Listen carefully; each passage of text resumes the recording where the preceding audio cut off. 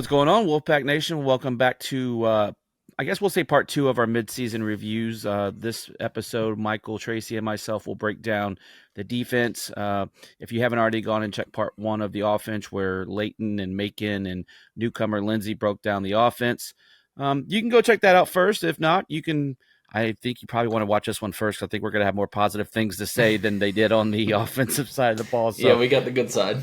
yeah, we did. We won the rock paper scissors flip, and we got the defense. So we're going to break this down unit by unit. We'll just start from the front, the big nasties, if you will, and then work our way to linebackers and then secondary. And time permitting, we might even jump in and talk a little special teams. We'll see how this goes. But Michael, obviously the better of the units, like we just mentioned, is the defense. What would you give I almost went our offensive line. We already probably know what that grade was. But defensive line, start with a grade and then maybe give me a positive, give me a negative, depending on how your grade works out, and maybe some people that have stood out to you.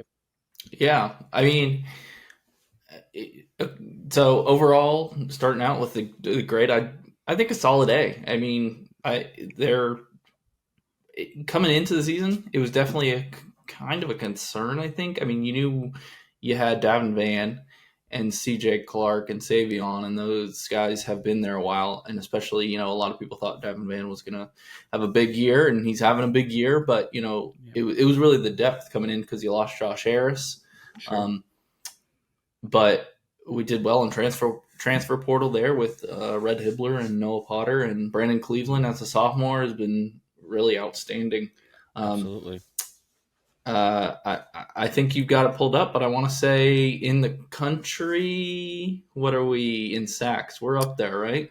Yeah, I don't have the country, but Okay. I do have ACC, and we are number one in the ACC for sacks at 22. Now, obviously, all those sacks aren't on the defensive line, but probably about 90-95% are. And you definitely mentioned. Well, first of all, let me give my grade.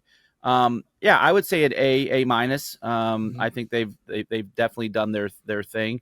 As we talk about it, running the 3-3-5, that defensive line isn't always about quarterback pressures and sacks. It's about sustaining gaps and kind of letting the linebackers clean up. And when we get to them, some of their stats will definitely bear that out when we start talking tackles and sacks and all that other stuff. But yeah, you mentioned a few folks, and I agree. Brandon Cleveland is one of the top sack leaders.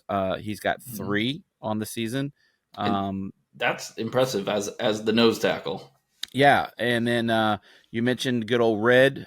He's leading the team with 4 sacks. And then he's someone that we didn't really know much on when he came in. Junior college transfer. So yeah, I would definitely say that this unit has done a pretty good job. You can make some cases where a couple of those big runs that we've kind of surrendered, were due to gap integrity, I guess, right? Yeah. There's been a few of those, but overall, go ahead. Yeah, I think that the breakdown on that is, I mean, it's definitely, there's been some linemen out of position, but on that, like you said, the defense is built for the linemen to eat up the offensive linemen and for the back back 8 to make most of the tackles. So right. I mean, I'd probably lean more on the linebackers and safeties and being out of position on some of those long runs than the line. Yeah, when you're looking at stats, the leading tackler on the defense front, who would you probably think that is? Just if you want to take a guess. Out of the defensive linemen, I'd probably say Davin Van, but I don't know. You are correct, sir. Yeah. You are correct. 2, 4, 6, 8. He's the 8th leading tackler on this team. So that just kind of goes back to what we talk about, right, as far as eating up blocks. And then you mentioned earlier, we didn't know what we were going to have with this defense unit. And I would say some of that would be based off of, like, there was a lot of guys coming back from injury, right? So we talked about, Savion Jackson, who's having a really good year. And you had CJ Clark, like you already mentioned. And, of course, Devin Van, he had an injury last year, if memory serves me correctly. I think so, yeah. Yeah, so So yeah, that's a unit that has definitely stepped up and answered the bell. I think uh, when you look at the run stats, I think they're a big reason why that teams other than the last game, we won't maybe Yeah. talk about that one, that they've done a really good job of run support on that Yeah. on that front. So yeah, go Did you ahead. You got any see last? the quote from Red Hibbler? I think it was a couple weeks ago. I don't know, just one of the player availabilities. He was just answering questions from the media, and one of his quotes was, "I hate quarterbacks." I like it. I think that's right to the point. It's It's just, just yeah, tell me how you feel. Don't yeah, sugarcoat it. He just and said, "I he hate he quarterbacks." he gets after him. That's for Yeah, he sure. does. You know what? Does he have another year after this year? I think at least one, maybe At least, two. okay. He's yeah, Yeah, I young haven't guy, actually. Let me see if I can maybe just pull but him up real quick. Go ahead. yeah, and I think that was important to bring in somebody like him, Yeah, to get a pass rush yeah. on obvious passing situations, Mm-hmm. and you can feel good. I think that was definitely something we struggled with last year, is getting a pass rush with just the three. Yeah. Um, when you can get a pass rush and pressure the quarterback, rushing three, and you can have 8 in coverage, it's usually a recipe for success. Yeah, so just real quick, he is a junior, so like you were Okay, right, he does have one more year. one, So yeah, that defensive line with Hibbler with 4.5 sacks, Devin Van with 3.5, and Brandon Cleveland with 3. yeah. And as the unit, they have 22 as a defensive unit. So really, really good stuff there. Do you have any closing things you want to say about the defensive line? Like what can we expect maybe for the rest of the season? Because we've had some opponents, but we're gonna get into Yeah, we got really good offenses coming up on the back half. So kind of give me maybe some expectations you might have. yeah, no, I mean, I wouldn't expect much change there. I mean, I think you just have them keep doing what they're doing. It's been successful. Yeah, And man, Brandon Cleveland, we really didn't. We brought him up a little bit, but you said 3 sacks, and he's the backup nose tackle. He's not yeah, playing a lot, so yeah. A lot of good high that's yeah. production there. Hmm. So all right, well let's jump into the next position group, and I think this is without a doubt, without even mentioning names, this is definitely the heart and soul of your defense. And there's no Right. doubt about that. And it's the linebacker core. This is the group that is your moneymaker group for the most part. They're gonna get most of the glory in this defense. They definitely lead the team in tackles by far, and we'll Hmm. break down some of those positions. But give me your overall grade for this group. I mean, I'm actually interested because of what Yeah, they're responsible for doing. it's tough. It's tough because obviously, you take Peyton Wilson, he's an A plus plus. Yeah. Um, but And then are you grading on a curve with him because he exactly, he is the standard, right? yeah. Yeah. I think I got to go overall for the full linebackers. I'll probably say B plus. Yeah, that's where I was Um, leaning. yeah, I mean Peyton Wilson just a beast all over the place. I Yeah, mean he's Mr. that Everything. every game there's just a play. It's like, wow, how did he do that? Like the against Duke, the one we had him backed up on the one, and they were just ran a really simple read option, and Hmm. he got fooled on that on the quarterback when the quarterback pulled it, and he got, I don't know, 20, 25 yards, and Yeah, Peyton Wilson ends up making the tackle 25 yards down the field after he just M- got beat.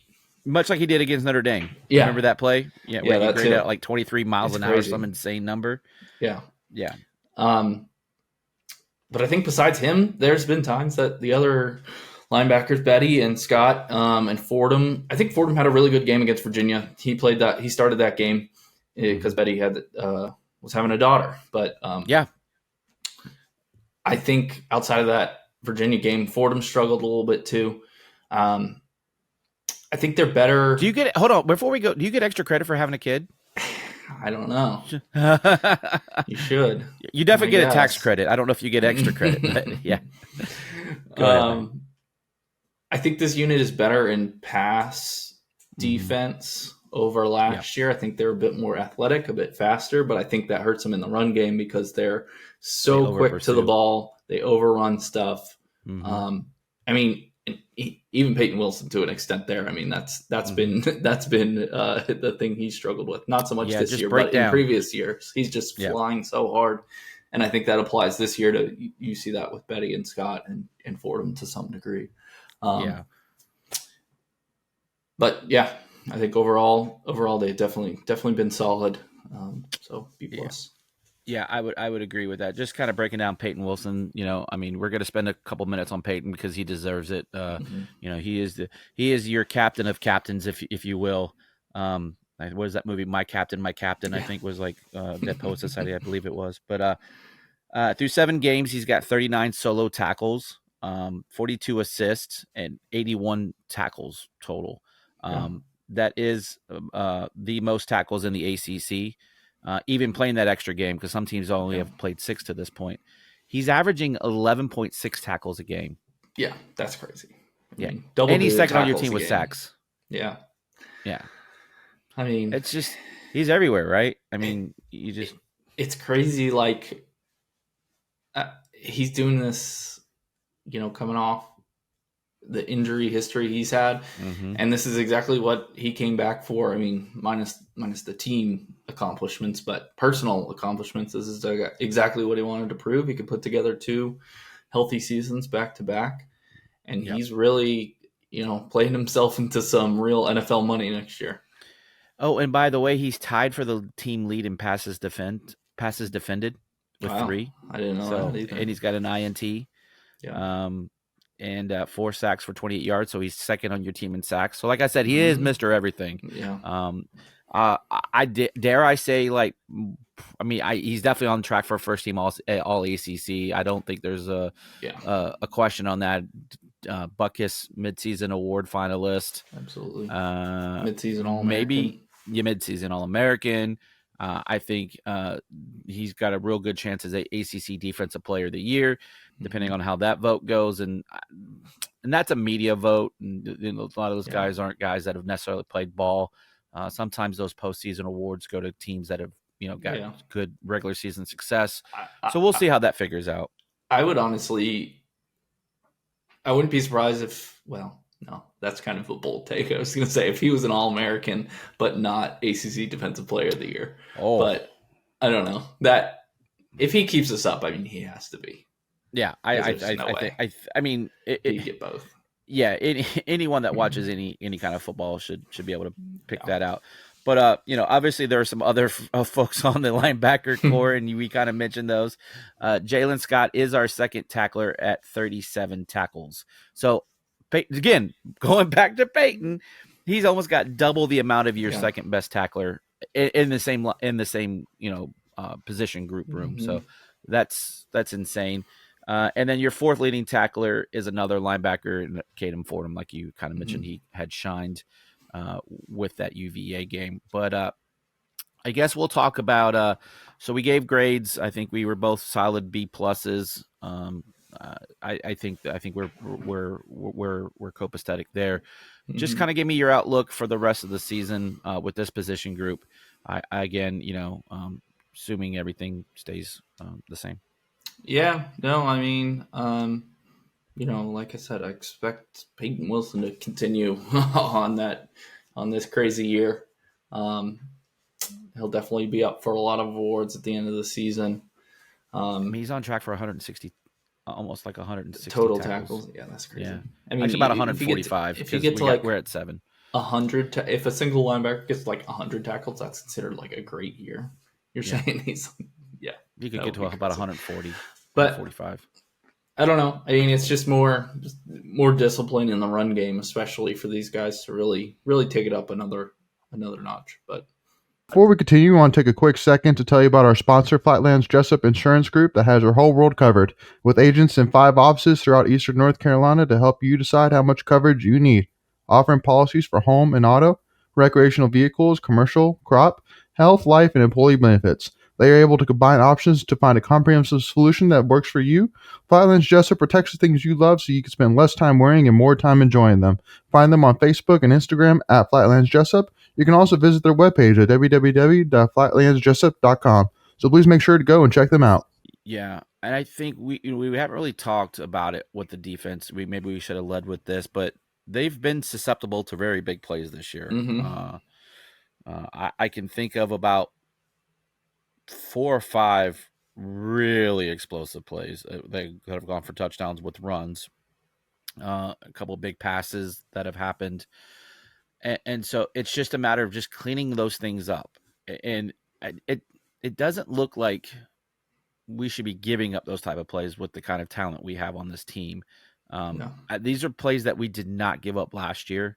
Mm-hmm. I really can't remember one play drives from last year's team. That's kind of, No. I think that's one of the more disconcerting things on this. Yeah.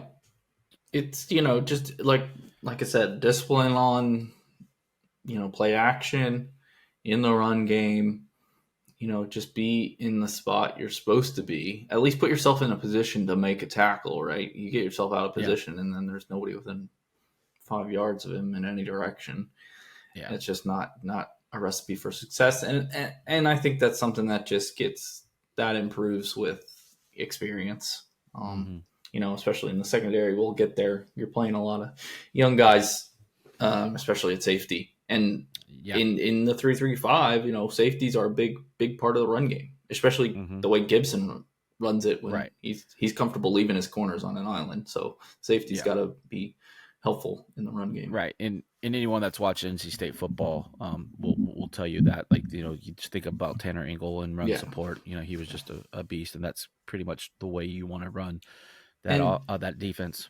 And, well, we can shift to second. Yeah, in fact, I was getting ready to transition now. So you started the talk. So give me your grade for the secondary. Like you said, it's the back end of the 3-3-5. It's where you put all your eggs in the basket for both run support and pass coverage. So yeah, give me what you're thinking there for a grade. Yeah, I'd probably say C+, B-, right on the edge there, kind of. I mean, they're still above average, but not as good as we've seen the last couple of years. I mean, you talk about the corners, Battle and White. They've been. I don't know if they've been as good as we expected.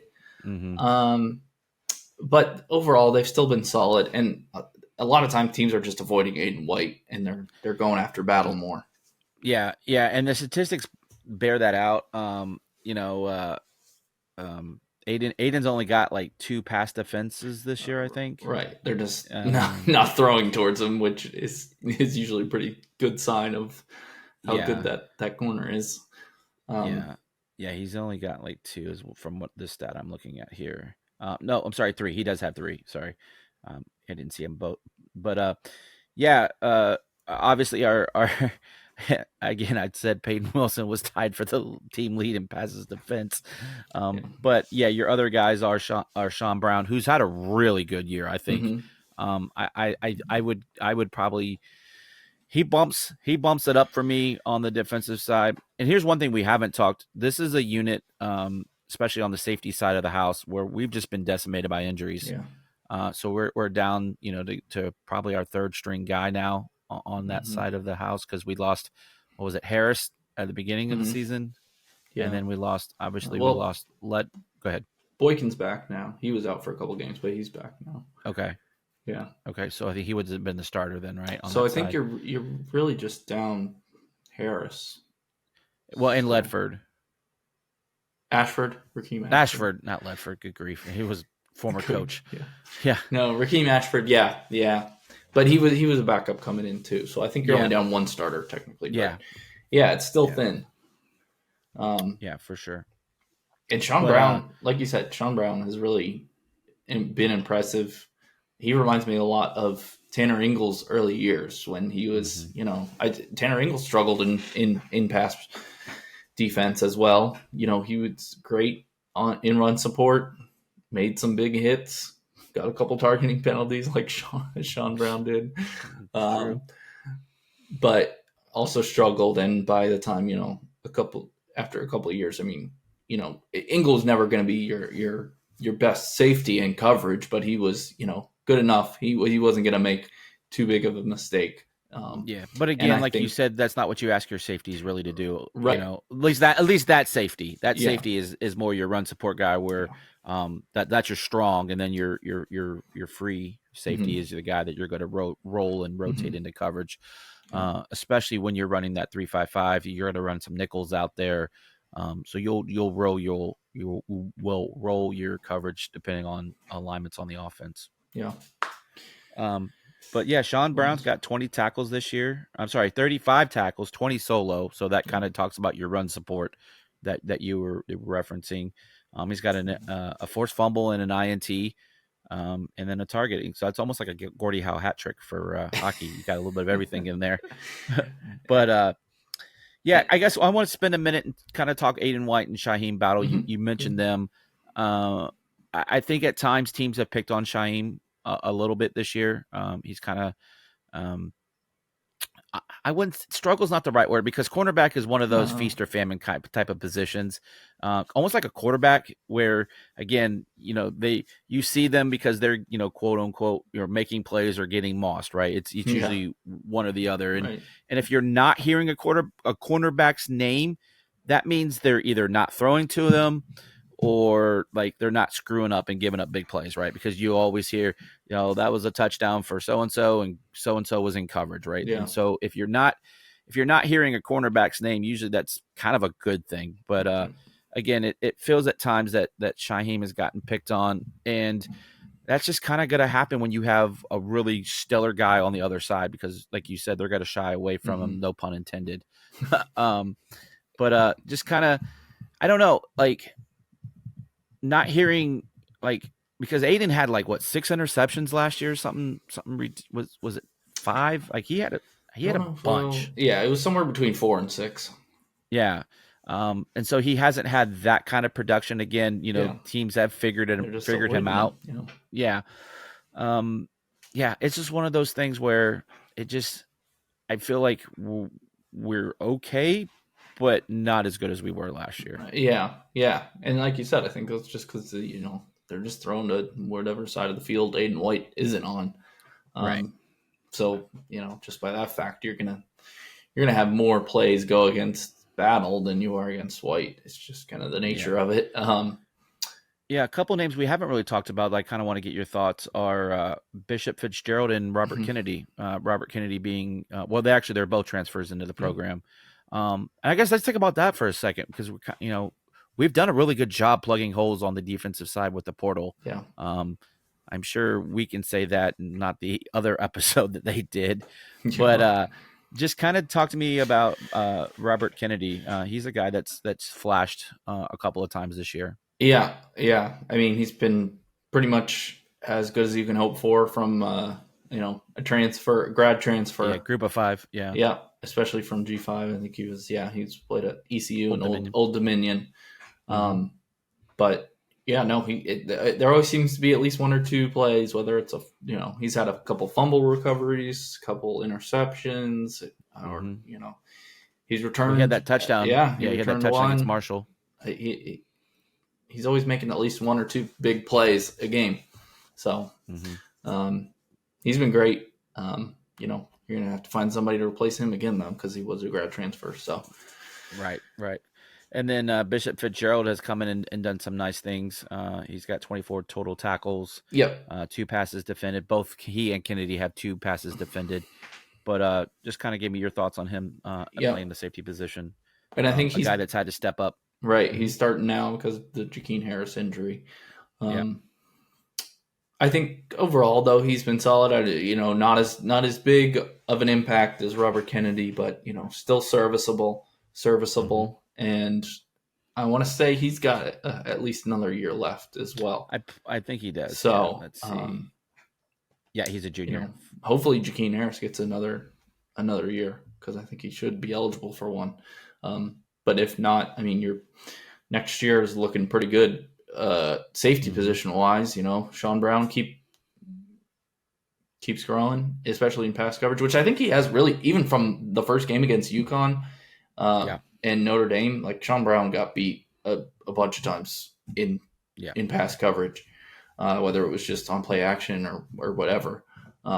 But I think even from the beginning of the season till now, I've definitely seen an improvement from him. So next year, I'm liking the outlook next year at safety and the rest of considering the especially season. this is his first year starting in the being a full time starter. I mean, he had some spot starts. Obviously when Tanner Ingle got ejected for targeting, but yeah, I mean, again, one more thing to close the book on Sean Brown. He's had 2 sacks, so again, he's someone that's got to come up from the safety position and put a helmet on somebody, whether that's a running back or a quarterback. So, yeah, all right. So, I guess we'll go with the outlook for the remainder of the season. You kind of talked about Bishop Fitzgerald now being a starter. I think you're starting to see him being more comfortable in that role. So I think you'll get better production from there. But just kind of give me an overall look for the rest of the season from this group as a whole. Yeah, like I said, I mean, I think especially Sean Brown has really improved. Hope to continue to see that improvement, and just keep stay disciplined. That just seems like that's been the theme on both sides of the ball, really. But on these big explosive plays, defense has given up. It's we've got an athletic team.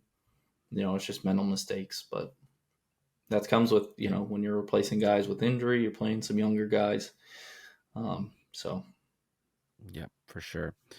All right. Well, we'll give you some bonus coverage, right? Like to talk about in the sports world. So let's actually, you know what? Maybe before we do that, so we broke real quick. We pretty much agreed about an A minus on the D line front, B plus on the linebacker, and like a B minus C plus. Yeah, I wasn't really good at GPAs, but overall, what would you give that based on knowing results and big time plays that have been given up? So overall, what would you give the defense?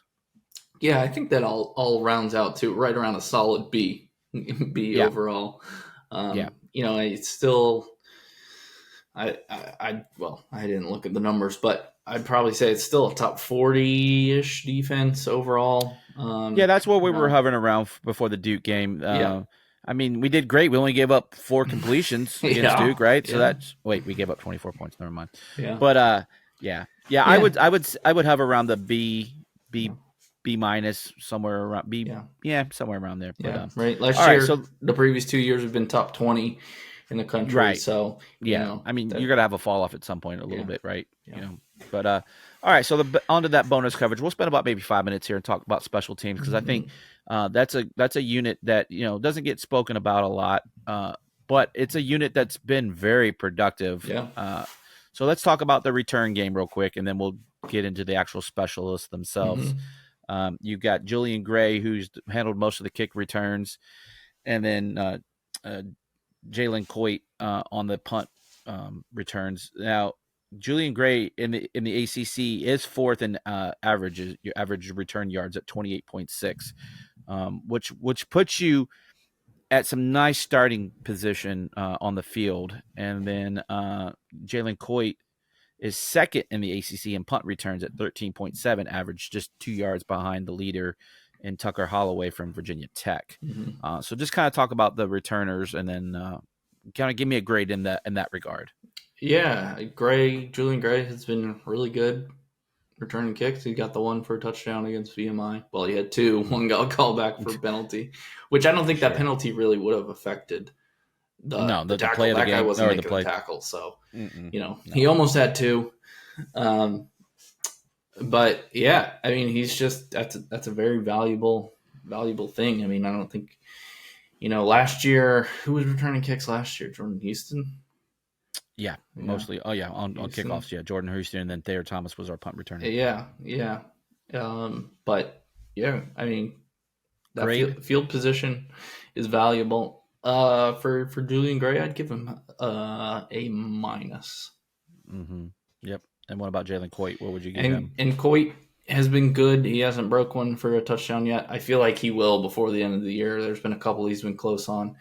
He's I feel like he's more willing to catch it and try and make something happen. The past couple of years we've sent Thayer back there because he just had great hands. but a lot of the times he was fair catching, which is fine. It's just he was never going to drop one. I think Coit's a little more willing to try and make a play. A little bit more. Yeah, a little bit more riskier, but has not had any fumbles from my. I don't can't think think so. of anything, He's or got at least if he too. has fumbled, he hasn't lost it. Right. Yeah. So I mean, A minus. Really nothing to complain about there with either of them. Yeah, both of those units are very solid. So yeah, let's talk about the actual specialists themselves. We'll go kicker first with Braden Narvison. Kind of give me your thoughts on him. He's 8 of 10 for the year, 21 of 21. He's only missed like 2 field goals, which were one was over 50, and the other was in the 30 to 39 range. So kind of just give me your thoughts. Give me a grade, and then just thoughts on what you've seen so far from him. By the way, replacing a legend in Chris Dunn, which is no easy task. Yeah, I think he's done pretty much about as good as you could expect somebody to come in and replace him. One of his missed kicks was literally like the first game against UConn. It was a long one. I think it was his first kick, wasn't it? His first kick. It was like, I think that one was 49 or right at 50. And it's like that. It was right at 50, yeah. Not a great, he's one of two. Not a great spot for him, and he kind of pushed that one. But, other than that, though, like you said, he's only missed one other one. He's been really solid and obviously just set the program record for longest kick at 57. Yeah, 57. So he's definitely got a leg. Solid A for Narvison as well. I would give him an A as well. Absolutely. 8 of 10 now. I know if you're talking math, that's an 80% score, but we grade on a curve. But which no missed extra points.